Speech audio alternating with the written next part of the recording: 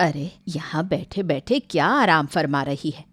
जाकर रसोई में अच्छे अच्छे पकवान बना। तू भूल गई क्या, आज शालू अपने मायके से ससुराल वापस आ रही है? नहीं माँ जी, मैं भूली नहीं हूँ। मुझे याद है शालू घर आ रही है, इसलिए मैंने खाना बना दिया है। बता फिर क्या बनाया है खाने में? आलू की सब्जी, पूरी, राजमा और पुलाव। बस इतना ही बनाया है? मीठे में कुछ नहीं बनाया? नहीं। तो जाकर बना। हलवा, खीर, जो भी तुझे बनाना आता है सब बना ले। और जरूरत पड़े तो बाहर से भी कुछ अच्छी मिठाई मंगा लेना, जैसे रसमलाई, लड्डू, गुलाब जामुन और हाँ, बूंदी का रायता भी बना लेना। अरे माँ जी बस कीजिए, घर में छोटी बहू आ रही है, आपकी बेटी को देखने लड़के वाले नहीं, जो आप इतनी तैयारी कर रही हैं। हाँ जानती हूँ, शालू आ रही है। लगता है तू शालू से और उसकी अमीरी से जलती है, इसलिए तुझे मेरी बातें सुनकर बुरा लग रहा है। अगर तुझे ये सब नहीं बनाना तो बता दे, मैं बना लूंगी। नहीं माँ जी, ऐसा नहीं है, आप तो बुरा मान गई। मैं अभी जाकर ये सब बना देती हूँ, खास आपकी बहू शालू के लिए। हाँ ठीक है, थोड़ा जल्दी बनाना, बहू आती ही होगी। रेखा अपनी छोटी बहू का बेसब्री से इंतजार कर रही थी। इसके पीछे का असल कारण क्या था, ये आप आगे खुद ही समझ जाएंगे। शाम के समय शालू अपने ससुराल आ पहुँचती है, जिसे देखकर उसकी सास रेखा का चेहरा फूल सा खिल जाता है। आ गई मेरी प्यारी बहू, रास्ते में कोई तकलीफ तो नहीं हुई? नहीं माँ जी, कोई तकलीफ नहीं हुई। मेरे पापा ने एसी वाली कार से मुझे यहाँ भेजा है, तो भला क्या तकलीफ होगी। मैं तो बस आराम से अपने ससुराल आई हूँ। चलो अच्छा है। जी माँ जी। और बता शालू, तेरे घर में सब कैसे हैं? सब अच्छे हैं मम्मी जी। और ये देखिए, मैं आप सबके लिए क्या क्या लेकर आई हूँ। ये सारे गिफ्ट्स मेरे मम्मी पापा ने आप सबके लिए भेजे हैं। अरे वाह वाह वाह, मैं कब से इन्हीं का ही इंतजार तो कर रही थी। क्या मतलब मम्मी जी? नहीं कुछ नहीं, मैं कह रही थी इन सब की क्या जरूरत थी? अरे आप तो जानती ही हैं, मेरे पापा कितने बड़े बिजनेसमैन हैं, खर्चा करते वक्त बिल्कुल नहीं सोचते, इसलिए उन्होंने मेरी शादी भी कितनी धूमधाम से की थी। मेरी शानदार शादी को तो हर रिश्तेदार देखता ही रह गया। हाँ बहू, अच्छा अब बता तो ये सब गिफ्ट्स क्या हैं? हाँ जरूर, ये लीजिए, ये रहे आपके गिफ्ट्स, और बाकी ये वाले गिफ्ट घर के दूसरे सदस्यों के लिए हैं। इन्हें भी आप ही दे देना। मैं बहुत थक गई हूँ, अपने कमरे में आराम करने जा रही हूँ। ठीक है बहू, ठीक है, तू आराम कर, ये सब गिफ्ट मैं देख लूंगी। और हाँ, नीलम से भी कह दूंगी कि तेरा नाश्ता तेरे कमरे में पहुँचा दे। ठीक है मम्मी जी। शालू अपने कमरे में आराम करने चली जाती है और रेखा को वो मिल जाता है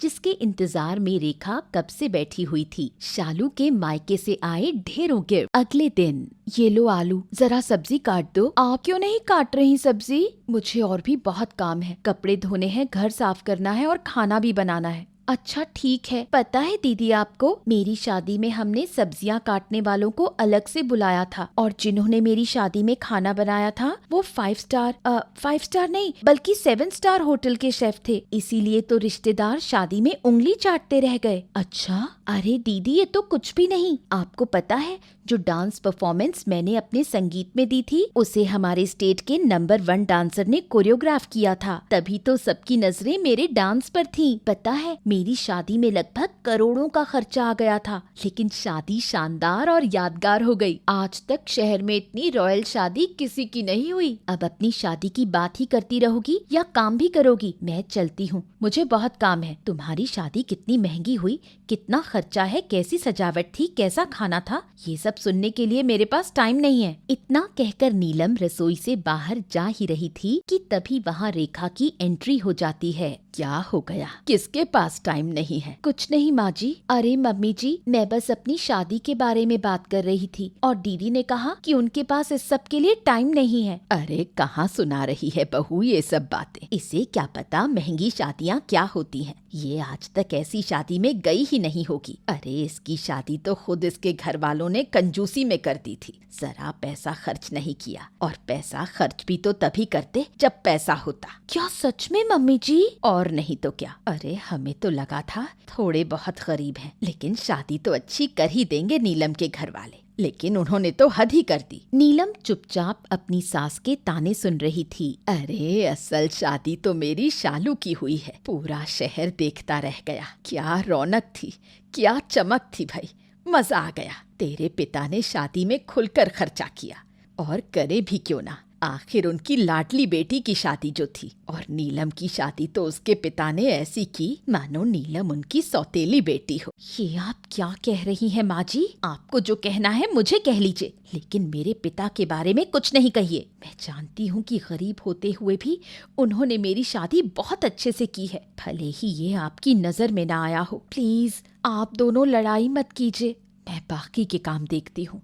शालू, तू भी मुझे फ्रिज से जूस निकाल कर दे दे, मैं भी चलकर आराम करूं। अगले दिन शालू सामान लेकर बहुत ही गुस्से में अपने कमरे से बाहर निकलती है। जा रही हूँ मैं घर छोड़कर, मुझे नहीं रहना तुम्हारे साथ। तभी रेखा और नीलम भी बाहर आ जाते हैं। क्या हुआ बहू, तू इतने गुस्से में क्यों है, और ये सामान लेकर कहाँ जा रही है? ये आप अपने बेटे से पूछिए। शादी में इतना खर्चा करने के बाद भी लगता है रोहन जी मेरे साथ रहना ही नहीं चाह रहे। उन्हें मेरी और मेरे सामान की कोई कद्र ही नहीं है। ये क्या कह रही है तू? अरे घर की बात घर में सुलझा ले। तुझे घर आए हुए 2 महीने नहीं हुए और तू घर छोड़कर जाने की बात कर रही है। तेरा दिमाग तो ठीक है? हाँ मम्मी जी, मेरा दिमाग बिल्कुल ठीक है। आप अपने बेटे को समझाएं, अगर मैं घर छोड़कर गई तो दोबारा नहीं आऊंगी। अरे बात क्या है ये तो बता, क्या किया मेरे बेटे ने? मैंने कहा ना आपसे, अपने बेटे से पूछिए। तभी रोहन भी कमरे से बाहर आता है। क्या किया तूने रोहन? बहू इतना नाराज क्यों है? माँ मैंने कुछ नहीं किया। अरे ऐसे कैसे कुछ नहीं किया? कुछ तो किया होगा, तभी तो बहू इतना नाराज है कि घर छोड़ने की बात कर रही है। अरे सच में माँ, मैंने कुछ नहीं किया है। नीलम चुपचाप खड़े ये सब तमाशा देख रही थी। आप क्यों झूठ बोल रहे हैं रोहन जी? आपने मेरी इम्पोर्टेड लिपस्टिक तोड़ी है। वो लिपस्टिक जो मैंने अपनी शादी के समय खरीदी थी, वो भी लंदन के एक ब्रांड से, और आपने मेरी वो लिपस्टिक तोड़ दी। शालू की ये बात सुनकर नीलम जोर से हंस पड़ती है। क्या लिपस्टिक टूट गई? तो बस एक लिपस्टिक के लिए इतना तमाशा हो रहा है?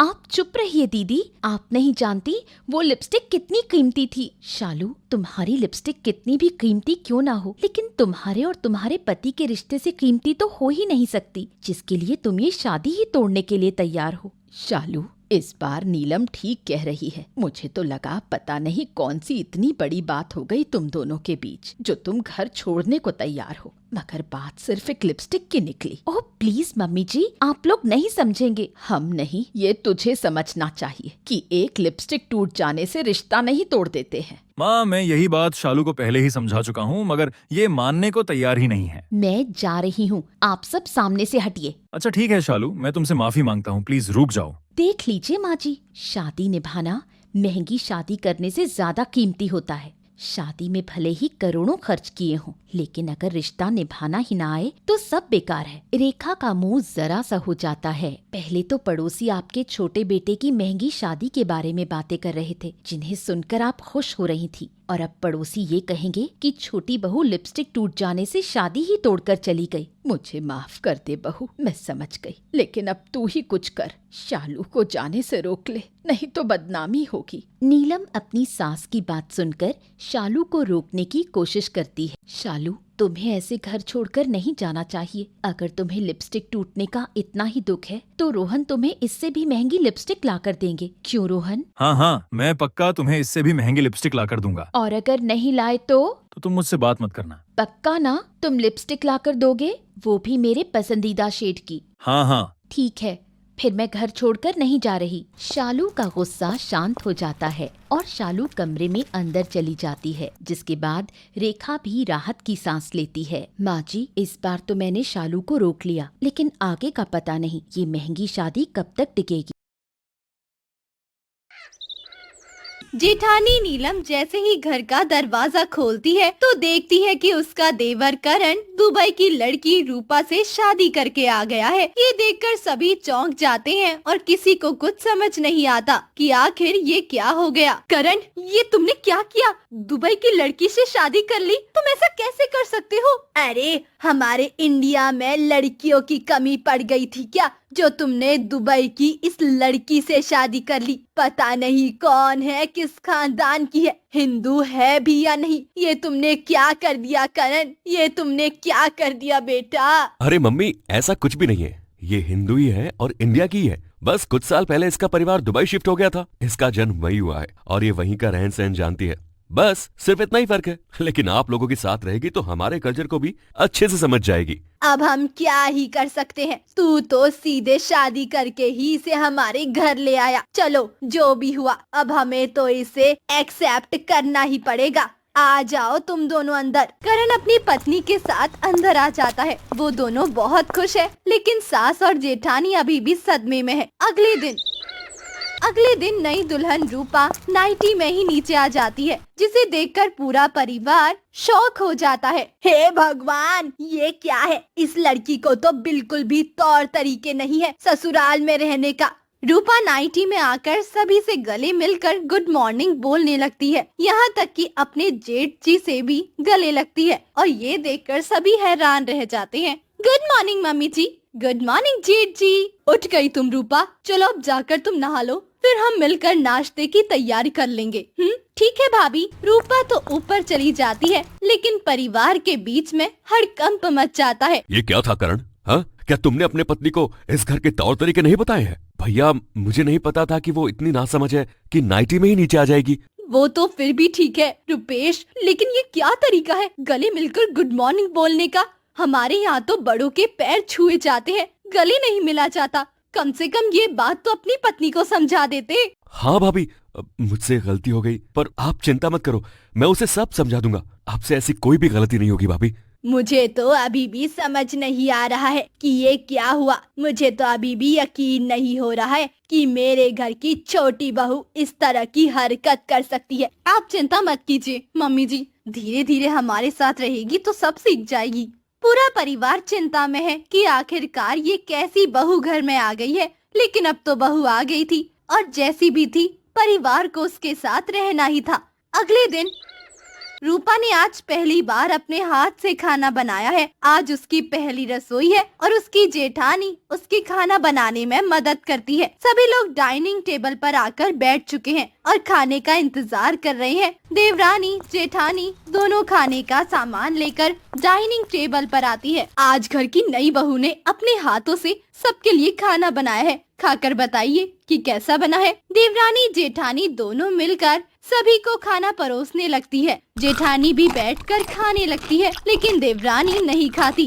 ये देखकर सास सवाल करती है, तुम भी बैठ जाओ छोटी बहू, सब साथ में मिलकर खाना खाते हैं। नहीं नहीं मम्मी जी, आप लोग खाइए। अरे कोई बात नहीं बहू, हमारे यहाँ इतना भी पर्दा नहीं होता है, हम सब लोग साथ बैठकर ही खाना खाते हैं। आओ तुम भी बैठो और खाना शुरू करो। नहीं मम्मी जी, ये बात नहीं है। असल में मैं पहले ही खाना खा चुकी हूँ और अपने कमरे में जा रही हूँ। आप लोग मुझे कल सुबह बता देना कि खाना कैसा बना था।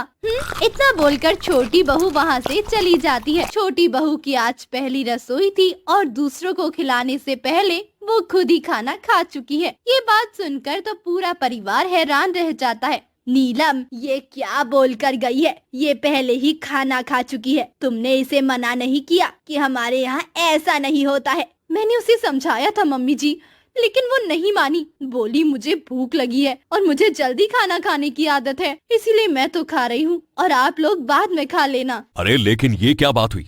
आज उसकी पहली रसोई थी, कम से कम उसे आज तो पहले नहीं खाना चाहिए था। अब रूपा ऐसा कैसे कर सकती है? अब आप लोग रुकिए, मैं अभी जाकर उससे बात करता हूँ। ये तो गलत बात है यार। अरे नहीं करण, जाने दो। खाना खाने की बात पर किसी से क्या लड़ाई करना। ठीक है, छोटी है, ना समझ है, अभी समझती नहीं है, इसलिए पहले खा लीजिए, जाने दीजिए। आप लोग भी, उसने बहुत मेहनत से खाना बनाया है सबके लिए। हम लोग भी अब खाना खाते हैं। नीलम की बात परिवार वालों को सही लगती है और वो लोग इस बात को वहीं छोड़ देते हैं और खाना खाने लगते हैं। अगले दिन नीलम और रूपा की सास की कुछ सहेलियां पर आई होती है और वो लोग नई बहू से मिलना चाहती है। सुना है दुबई से बहू लाई हो तुम, जरा हमें भी तो मिलवाओ, हम भी तो देखें दुबई की बहू कैसी होती है। अरे हाँ शांता, हमें तो बड़ी खुशी हुई कि करण ने दुबई की लड़की से शादी की। जरा बुलाओ तो, बहू की मुंह दिखाई तो करवाओ। हाँ हाँ, क्यों नहीं, वो तैयार हो रही है, अभी नीचे आती ही होगी। तब तक तुम लोग नाश्ता करो। कुछ ही देर में रूपा ऊपर से उतर कर आती है और रूपा को देखकर सभी की आंखें फटी की फटी रह जाती है। रूपा एक घुटनों से ऊपर तक की शॉर्ट ड्रेस पहन के आती है। उसे देखकर सभी हैरान रह जाते हैं। Hello aunty. रूपा किसी के भी पैर नहीं छूती, बल्कि हेलो बोलते हुए हाथ मिलाती है और गले मिल लेती है। ये देखकर मेहमान हैरान है और सास को तो समझ ही नहीं आ रहा कि ये रूपा क्या पहन कर आ गई है। कैसी हो बेटा? लगता है तुम्हारी सास ने तुम्हें अच्छी छूट दे रखी है, वरना हमारे यहाँ तो ऐसे कपड़े नहीं चलते हैं। वैसे अच्छा ही है बेटा, अब तो समय भी बदल रहा है। क्यों शांता? शांता के मुंह में तो जैसे दही ही जम गया हो। उसके मुंह से कोई भी शब्द फूट ही नहीं रहे थे। वो तो खुले मुंह से अपने बहू को देखे जा रही थी, जो छोटे कपड़े पहनकर मेहमानों के सामने आ गई है। कुछ देर बाद सास और नीलम की आपस में बातें हो रही है, जो कि रूपा के व्यवहार के कारण हो रही है। तुमने उसे रोका क्यों नहीं? तुमने उसे बताया क्यों नहीं कि हमारे यहाँ ये सब नहीं चलता है, नहीं चलता है। हमारी बहुएं साड़ी में आती है लोगों से मिलने के लिए, ना कि ऐसे छोटे छोटे कपड़े पहनकर। मैंने तो उसे साड़ी ही निकाल कर दी थी मम्मी जी, और फिर मैं अपने कमरे में चली गई थी। जब तक मैं वापस आई तो मैंने देखा वो तो छोटे कपड़े पहनकर आप लोगों के सामने आ गई है। ये लड़की तो हमारी नाक कटवा कर ही रहेगी। ये लड़की बिल्कुल भी लायक नहीं है कि इसे किसी और के सामने लाया जाए। मेरी सहेलियां पीठ पीछे मेरा कितना मजाक बना रही होगी। आज तो इसने मेरी बहुत बेइज्जती करवाई है। आपकी बात तो बिल्कुल सही है मम्मी जी, लेकिन हम कर भी क्या सकते हैं? करण उसे शादी करके घर लाया है, अब घर से निकाल तो नहीं सकते ना। जो भी है हमें झेलना ही पड़ेगा। नहीं, मैं इसे नहीं झेल सकती। अगर इसे ऐसे ही रहना है तो ये अपने दुबई में जाकर रहे। मेरे घर में ये सब नहीं चलेगा। मैं आज ही करण से बात करूंगी और कोई डिसीजन जरूर लूंगी। सास और जेठानी दोनों परेशान हैं और सोच रही है कि कैसे इस मुसीबत से बाहर निकल जाए। कुछ देर बाद करण अपनी पत्नी रूपा से बात कर रहा है और उसे बता रहा है कि माँ ने अपना फैसला सुना लिया है और अब वो इस घर में नहीं देखना चाहती है उसे। मुझे तुमसे ये उम्मीद बिल्कुल नहीं थी रूपा। मैंने सोचा था तुम मेरे परिवार के साथ रहोगी तो हमारे तौर तरीके सीख जाओगी, लेकिन नहीं, तुमने मुझे गलत साबित कर दिया। माँ ने मुझे अपना फैसला सुना दिया है। वो नहीं चाहती कि अब तुम इस घर में रहो। लेकिन क्यों करण? मैंने ऐसा क्या किया है जिसकी वजह से मुझे घर से निकाला जा रहा है? ये तो तुम्हें माँ से ही जाकर पूछना चाहिए और कोशिश करो कि तुम उन्हें मना लो, वरना वो तुम्हें इस घर से निकाल देगी। करण की बात सुनकर रूपा डर जाती है और सोच में पड़ जाती है। अगले दिन रूपा डरते डरते अपने सास के कमरे में जाती है और सास बहुत गुस्से में है। अब क्यों आई हो मेरे पास? तुमने जिस तरह की हरकतें की है, मैं तुम्हें इस घर में नहीं रहने दे सकती। तुमने तो सबके सामने मेरी नाक ही कटवा दी। लेकिन हुआ क्या है मम्मी जी? मैंने ऐसा क्या कर दिया है जिसकी वजह से आप मुझे घर से निकालना चाहती हैं? ये तुम मुझसे पूछ रही हो क्या? तुम्हें नजर नहीं आ रहा तुम क्या कर रही हो? कभी सुबह आकर सबसे गले मिलकर गुड मॉर्निंग बोलने लगती हो, कभी मेहमानों के सामने छोटे कपड़े पहनकर आ जाती हो, तो कभी किसी का भी अपमान कर देती हो। क्या किसी बहू को ऐसा करना चाहिए? लेकिन मम्मी जी, मैंने तो वही किया जो इस घर की परंपरा है, जो इस घर में अभी तक होता आया है। फिर आप इतना गुस्सा क्यों कर रही हैं? तुम्हारा दिमाग खराब हो गया है क्या बहू?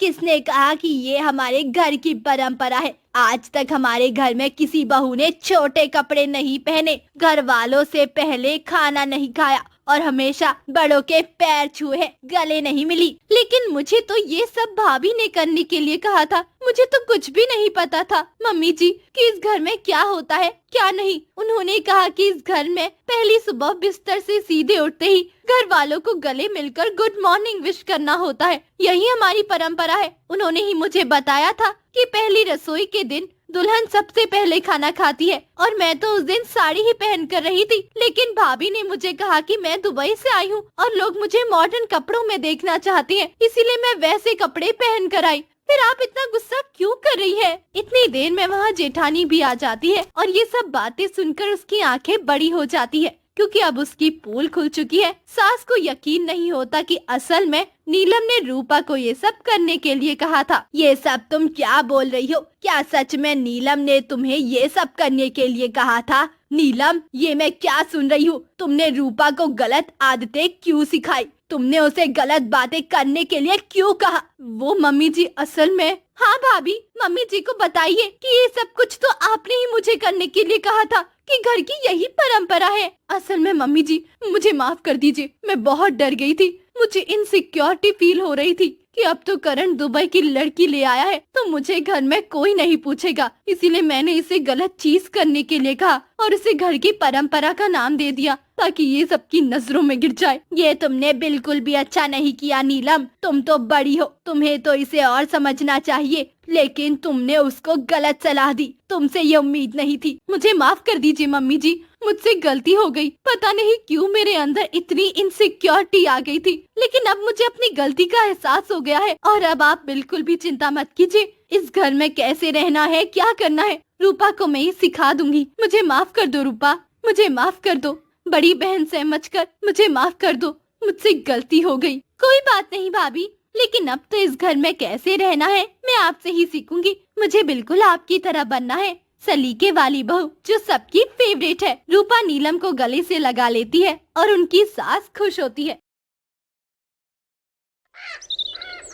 किरण की शादी बेहद ही गरीब परिवार में हुई है, जहाँ पर 2 वक्त के खाने के भी लाले पड़ जाते हैं। किरण का पति कुणाल काम तो करता है, लेकिन उसकी कमाई से 4 लोगों का खर्चा निकाल पाना बहुत मुश्किल होता है। किरण जैसे तैसे घर को मैनेज करती है। मम्मी जी, आटा और तेल खत्म हो गया है, अभी बनाने के लिए भी सामान नहीं है, कुछ पैसे दे दीजिए, मैं मार्केट से सामान ले आती हूँ। बेटा, पैसे तो मेरे पास नहीं है, कुणाल की तनख्वाह आने में अभी भी 10 दिन बाकी है, पता नहीं ये दिन कैसे निकलेंगे। मम्मी जी, ऐसा कैसे चलेगा?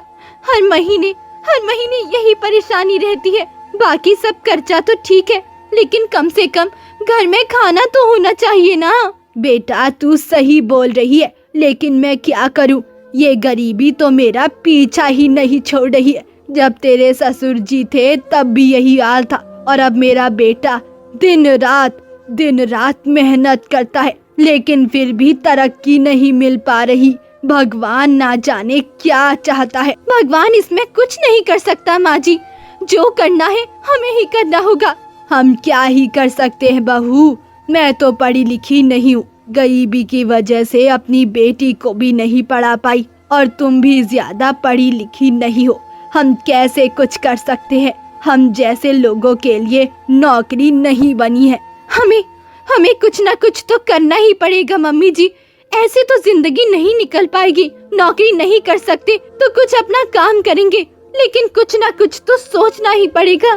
किरण सोच में पड़ जाती है कि ऐसी जिंदगी कैसे कट पाएगी। इतनी पैसे की तंगी में एक समय का खाना भी मुश्किल हो जाता है। ऐसे तो दिन नहीं निकल पाएंगे, और वो कुछ करने के बारे में सोचती है और अपने पति से बात करती है। कुणाल, ऐसे तो दिन नहीं निकल पाएंगे, तुम्हें पता है आज सुबह हम लोगों ने खाना नहीं खाया क्योंकि आटा और तेल लाने के पैसे ही नहीं थे। मैं समझ रहा हूँ किरण, लेकिन मैं क्या करूँ? पूरा दिन मेहनत करता हूँ, उसके बाद भी घर की स्थिति नहीं बदल पा रहा हूँ। सोच रहा हूँ कहीं पार्ट टाइम जॉब भी कर लेता हूँ, शायद उससे जो पैसा आएगा वो खर्च की पूर्ति कर देगा। तुम पार्ट टाइम जॉब कैसे कर पाओगे कुणाल? सुबह 9 बजे से निकलते हो और रात को 10 बजे घर आते हो, और कितना काम करोगे तुम? ऐसे तो तुम बीमार पड़ जाओगे। तो फिर क्या कर सकते हैं? तुम ही बताओ, मैं कैसे इस घर की परेशानियों को दूर करूं? मैं खुद का कुछ काम शुरू करना चाहती हूँ। घर से ही काम शुरू किया जा सकता है कुणाल, लेकिन मुझे तुम सब लोगों का साथ चाहिए। खुद का काम? नहीं किरण, मैं तुम्हें ये नहीं करने दे सकता। अरे मेरे लिए कितनी शर्म की बात होगी अगर मेरी पत्नी काम करेगी तो। इसमें शर्म वाली कोई बात नहीं है कुणाल, घर की स्थिति को सुधारने के लिए मुझे काम करना ही पड़ेगा, और आज तो वैसे भी समय बदल चुका है। पति पत्नी साथ मिलकर काम करते हैं और घर की गाड़ी को भी चलाते हैं। लेकिन किरण, तुम तो ज्यादा पढ़ी लिखी भी नहीं हो, तुम क्या कर पाओगी? सोच रही हूँ लोगों के घर में झाड़ू पोछा बर्तन का काम कर लूँ, उससे जो भी पैसे आएंगे कम से कम 2 टाइम पेट भर खाना तो मिलेगा। क्या? नहीं किरण, ऐसी बातें मत करो, मैं तुम्हें ऐसा काम करते हुए नहीं देख सकता। अरे मैं तो शर्म से मर जाऊंगा, मेरी बीवी इस तरह का काम कर रही है। अगर ऐसे ही शर्म करती रही तो एक दिन हम भूखे मर जाएंगे कुणाल, मेरी बात को समझो, कुछ ना कुछ तो करना ही पड़ेगा। अपनी बीवी की बातें सुनकर कुणाल को बहुत तकलीफ होती है और वो सोच में पड़ जाता है, लेकिन दोनों ही मजबूर है और कुछ कर नहीं पाते। अगले दिन किरण अपनी सास और नंद से अपने काम करने के बारे में बात कर रही है और उन्हें मनाने की कोशिश कर रही है, जिससे कि घर के हालात सुधार सके। मम्मी जी, मुझे काम करना ही पड़ेगा, वरना इस घर की स्थिति कभी नहीं सुधरेगी। लेकिन भाभी, ऐसे घरों में काम करना ठीक नहीं है, हमें भी अच्छा नहीं लगेगा कि आप इस तरह घर में जाकर झाड़ू पोछा करेंगी। तृप्ति सही बोल रही है बेटा, ऐसे लोगों के घरों में काम करना तो अच्छा नहीं लगेगा हमें भी।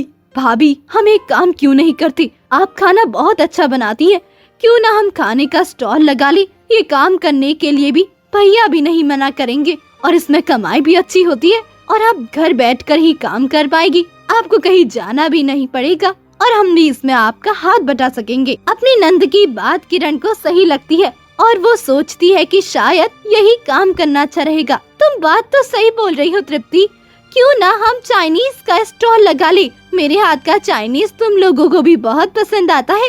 घर के बाहर स्टॉल लगा लेंगे, यही काम ठीक रहेगा। किरण की बात उसकी सास और नंद को सही लगती है। कुणाल भी उसे इस बात के लिए मना नहीं करता और उसका साथ देने के लिए तैयार हो जाता है और इस तरह किरण घर पर ही चाइनीज बनाकर घर के बाहर स्टॉल लगाकर बेचने लगती है।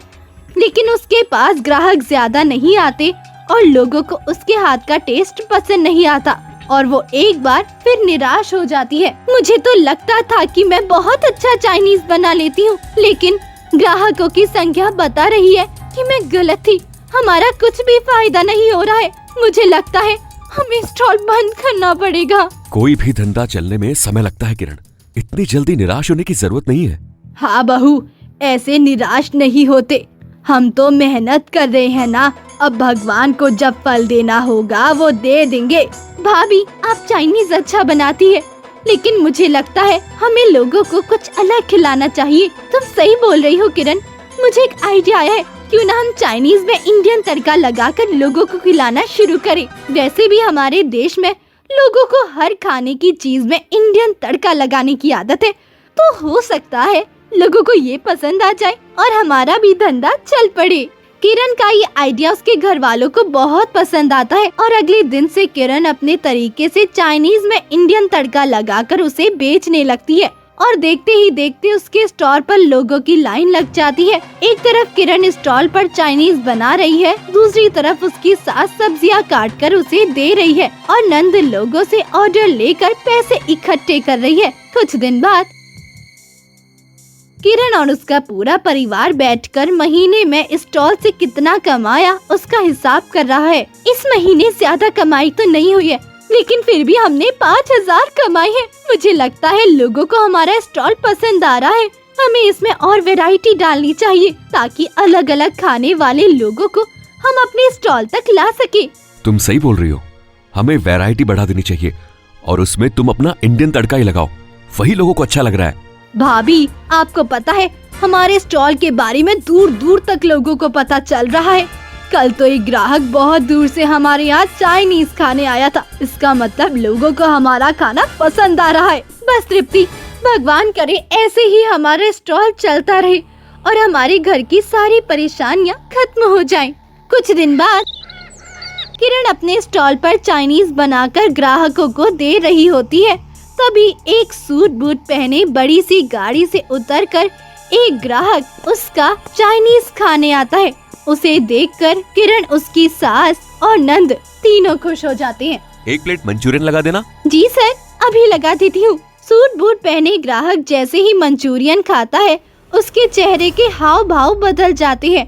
वो किरण के पास आता है। किरण, उसकी सास और नंद भी डर जाते हैं कि शायद उसे मंचूरियन पसंद नहीं आया। तुम्हें पता है, अरे तुम लायक ही नहीं हो इस स्टॉल पर खाना बनाने के। ग्राहक के मुंह से बात सुनकर आसपास के ग्राहक उसे देखने लगते हैं। किरण डर जाती है, उसे पसीना छूटने लगता है। साथ ही उसकी सास और नंद भी खड़े होकर उस ग्राहक की बात सुनने लगते हैं। तभी वहाँ कुणाल भी आ जाता है। सभी बहुत डरे हुए हैं। किरण डरते डरते उससे बात करती है। क्या हुआ सर, आपको पसंद नहीं आया? नहीं, पसंद नहीं आया? अरे ये तो बहुत ज्यादा पसंद आया है। अरे तुम इस छोटे से ठेले पर चाइनीज बनाने के लायक नहीं हो, मैं ये कह रहा हूँ। बल्कि तुम्हें तो किसी बड़े रेस्टोरेंट में होना चाहिए जहाँ तुम्हारा स्वाद दूर दूर तक पहुँचे। ग्राहक के मुंह से बात सुनकर सभी चौंक जाते हैं। मैं तुम्हें अपने रेस्टोरेंट पर काम करने के लिए आमंत्रित करता हूँ। मेरा नाम अनुराग कपूर है और शहर में सबसे बड़ा चाइनीज रेस्टोरेंट मेरा ही है। मैंने तुम्हारे चाइनीज की बहुत तारीफ सुनी थी, इसीलिए सोचा क्यों ना टेस्ट किया जाए। लेकिन वाकई में तुम्हारे हाथ में जादू है और जो इंडियन तड़का तुम लगाती हो उसका तो कहना ही क्या। मैं तुम्हें 1 लाख रुपए महीने की तनख्वाह पर अपने रेस्टोरेंट में रखना चाहता हूँ। क्या तुम मेरा प्रपोजल एक्सेप्ट करोगी? 1 लाख का नाम सुनकर किरण की ही नहीं बल्कि उसकी सास, पति और नंद की भी आंखें बड़ी हो जाती है। उनकी खुशी का ठिकाना ही नहीं रहता। उनकी आंखों में आंसू आ जाते हैं और वो लोग एक दूसरे को देख रहे हैं। कुणाल भी इतना बड़ा ऑफर सुनकर हैरान है और सभी को किरण के हाँ बोलने का इंतजार है। आपका ये ऑफर तो बहुत ही अच्छा है सर, लेकिन मैं अपने परिवार वालों से बात किए बिना हाँ नहीं बोल सकती, क्योंकि मैं आज जो भी हूँ उन्हीं की वजह से हूँ। अगर उन्होंने साथ नहीं दिया होता तो मैं यहाँ कभी नहीं कर पाती। किरण के मुंह से बातें सुनकर उसकी सास और नंद की आंखों में आंसू आ जाते हैं। तभी कुणाल आगे आता है। किरण, हम लोग तुम्हें आगे बढ़ता देखना चाहते हैं। अगर इनके यहाँ काम करने से तुम्हारे टैलेंट को बढ़ावा मिलता है तो तुम्हें इनका ऑफर जरूर एक्सेप्ट करना चाहिए, लेकिन आखिरी फैसला तुम्हारा ही होगा ना। किरण इस बात को सुनकर खुश होती है, लेकिन एक बार अपनी सास और नंद की तरफ भी देखती है और आंखों से उनसे पूछती है। उसकी सास और नंद खुशी में हाँ में सिर हिला देते हैं। किरण बहुत खुश होती है। मेरे परिवार वाले भी इस ऑफर से बहुत खुश है सर, इसीलिए मैं इस ऑफर को एक्सेप्ट करती हूँ। अमीर ग्राहक अपनी जेब से 1 लाख का चेक निकालकर उसी समय किरण को दे देता है, जिसे देखकर किरण और उसके परिवार का खुशी का ठिकाना नहीं रहता। वो लोग खुशी में रोने लगते हैं। इसीलिए कहते हैं कि भगवान के घर देर है लेकिन अंधेर नहीं। अब हमारी सारी परेशानियाँ खत्म हो जाएगी। हर रोज एक नई कहानी देखने के लिए चैनल को सब्सक्राइब करें और बेल आइकन दबाना ना भूलें।